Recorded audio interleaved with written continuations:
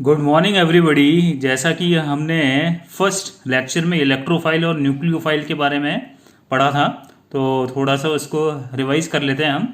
Electrophile बताओ क्या होती है? इलेक्ट्रॉन डेफिशिएंट स्पीशीज, और जिसके पास कोई भी एक वेकेंट ऑर्बिटल हो वो इलेक्ट्रोफाइल की तरह एक्ट करेगा, है ना। Nucleophile are electron rich species, they generally carry the negative charge, और एज वी नो कि when pi bond is present between the same atom then it will also behave like is in nucleophile, like alkene, alkyl and benzene are nucleophile। ठीक है।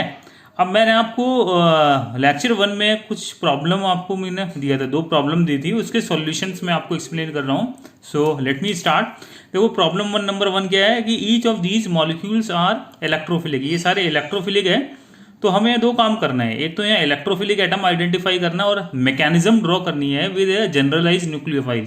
ठीक है, तो ये हमारे पास compound है। सो देखो लेट मी स्टार्ट। देखो इनिशियली पहला तो ये कंपाउंड है। देखो ये कीटोन है हमारे पास। कीटोन में देखो carbon gets the partial positive charge, oxygen gets the partial negative charge. तो यहाँ इलेक्ट्रोफिलिक सेंटर कौन है बताओ? कार्बन। अब न्यूक्लियोफाइल यहाँ कार्बन पे अटैक करेगा तो पाई बॉन्ड के इलेक्ट्रॉन को कौन अपनी तरफ अट्रैक्ट कर लेगा? ऑक्सीजन।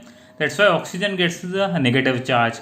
अच्छा, मैंने आपको बताया था कि charge it is conserved in the each step. यहाँ भी नेगेटिव चार्ज और यहाँ भी नेगेटिव चार्ज है, इट मीन्स करेक्ट है ये। नेक्स्ट देखो आप एग्जांपल, हमारे पास ऑक्सोनियम आयन है। देखो oxygen gets the positive charge, positive है तो ये इलेक्ट्रॉन डेफिशिएंट है, तो ये अपनी तरफ सिग्मा बॉन्ड के इलेक्ट्रॉन्स को अट्रैक्ट करेगा। तो बताओ इस कार्बन पे या इस कार्बन पे दोनों पे पॉजिटिव चार्ज क्रिएट होगा। पॉजिटिव चार्ज क्रिएट होगा तो न्यूक्लियोफाइल इस कार्बन पे अटैक करेगा और इस बॉन्ड के दोनों इलेक्ट्रॉन ऑक्सीजन अपने साथ ले जाएगा, तो ऑक्सीजन के ऊपर चार्ज क्या हो जाएगा? न्यूट्रल।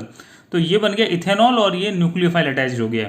एक ऑप्शन तो ये हमारे पास। दूसरा इसमें देखो एक और ऑप्शन है, ये हाइड्रोजन यहाँ एसिडिक है, तो न्यूक्लियोफाइल एक और पॉसिबिलिटी क्या है कि न्यूक्लियोफाइल इस एसिडिक हाइड्रोजन को ट्रैप कर ले और ऑक्सीजन के ऊपर न्यूट्रल चार्ज आ जाए और ये HNU की फॉर्म में एलिमिनेट हो जाए। ये दोनों ही ऑप्शंस हैं, ये दोनों ही ऑप्शंस करेक्ट है हमारे, है ना। अब आइए ऑप्शन सी में। ऑप्शन सी में देखो हमारे पास फंक्शनल ग्रुप कौन सा? एनहाइड्राइड। अब यहाँ बताओ इलेक्ट्रोफिलिक एटम कौन है? कार्बन, क्योंकि कार्बन के ऊपर डेल पॉजिटिव चार्ज है, ऑक्सीजन पे नेगेटिव है, तो न्यूक्लियोफाइल कार्बन पे अटैक करेगा और oxygen gets the negative charge. उसके बाद क्या होगा कि यहाँ ऑक्सीजन अपना नेगेटिव चार्ज यहाँ शिफ्ट करेगा तो यहाँ पाई बॉन्ड जनरेट होगा। जैसे ही जनरेट हुआ ऑक्सीजन इस सिग्मा बॉन्ड के इलेक्ट्रॉन को अपनी तरफ ले जाएगा और ये रिंग ओपन हो जाएगी। तो this oxygen gets the negative charge और कार्बन के बीच में, कार्बन ऑक्सीजन के बीच में डबल बॉन्ड O आ जाएगा और न्यूक्लियोफाइल तो एज इट इज जाएगी। और देखो चार्ज तो कंजर्व हो ही रहा है, पहले भी नेगेटिव चार्ज था, एंड में भी नेगेटिव चार्ज है ना। ये ऑप्शन नंबर नेक्स्ट हो गया। अब आइए नेक्स्ट ऑप्शन में। देखो ये क्या है? यहाँ क्लोरीन है। क्लोरीन का जो सिग्मा स्टार है एंटी बॉन्डिंग वो खाली होता है, वेकेंट होता है, तो ये इटसेल्फ इलेक्ट्रोफाइल की तरह करेगा। तो न्यूक्लियोफाइल अपना लोन पेयर या नेगेटिव चार्ज इसके वेकेंट ऑर्बिटल में देगा, तो ये बनेगा Cl plus Cl। It is a good leaving group, ये नेगेटिव चार्ज की फॉर्म में एलिमिनेट हो गया, तो Cl नेगेटिव जनरेट हो गया। फिर आइए नेक्स्ट एग्जांपल में। यहाँ देखो MEHCl है, सल्फर के पास वेकेंट डी ऑर्बिटल है, तो न्यूक्लियोफाइल अपना लोन पेयर इसके वेकेंट डी ऑर्बिटल में देगा और Cl माइनस यहाँ से एलिमिनेट हो जाएगा।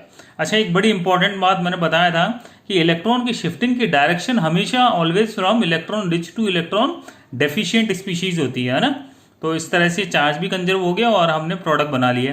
फिर F में आइए। देखो यहाँ एक तरह से इस कार्बन पे पॉजिटिव चार्ज है, this carbon is sp2 hybridize, तो इसके पास वेकेंट p ऑर्बिटल है, तो न्यूक्लियोफाइल अपना लोन पेयर इसके वेकेंट p ऑर्बिटल में देगा और ये नेगेटिव पॉजिटिव चार्ज बैलेंस होकर के न्यूट्रल स्पीशीज बन जाएगा। ये इनिशियली कार्बन sp2 हाइब्रिडाइज था और फाइनली ये प्रोडक्ट sp3 हाइब्रिडाइज हो गया। तो ये तो हमने फर्स्ट प्रॉब्लम सॉल्व कर ली। अब हम चलते हैं सेकंड प्रॉब्लम की तरफ। देखो सेकंड प्रॉब्लम इसकी जस्ट अपोजिट है कि यहाँ क्या दे रखा है कि each of these molecules are nucleophilic. हमें न्यूक्लियोफिलिक एटम आइडेंटिफाई करना है और मैकेनिज्म ड्रॉ करनी है with generalize electrophile E plus का सिंबल, मतलब E+ इलेक्ट्रोफाइल का सिंबल होता है और प्रोडक्ट हमें आइडेंटिफाई करना है। ठीक है, सो लेट मी स्टार्ट। देखो इनिशियली ये हमारे पास एसिटाइलाइड एनायन है, नेगेटिव चार्ज है, न्यूक्लियोफाइल है, ये अपना लोन पेयर इलेक्ट्रोफाइल को देगा, तो ये देखो चार्ज न्यूट्रल होकर के ट्रिपल बॉन्ड बन गया ये। सेकंड एग्जांपल में देखो एल्यूमिनियम के ऊपर नेगेटिव चार्ज है। एज वी नो कि मेटल जो है वो नेगेटिव चार्ज होल्ड नहीं कर पाता, जैसे लिथियम है, एल्यूमिनियम है, उसके ऊपर नेगेटिव चार्ज अनस्टेबल होता है। तो नेगेटिव चार्ज होल्ड नहीं कर पाएगा, तो देखो ये हाइड्राइड आयन अपना इलेक्ट्रोफाइल को दे देगा, इलेक्ट्रोफाइल को दे देगा, तो ये बन जाएगा He, और ये एल्यूमिनियम के पास ऊपर चार्ज क्या हो गया, न्यूट्रल, ये बन गया।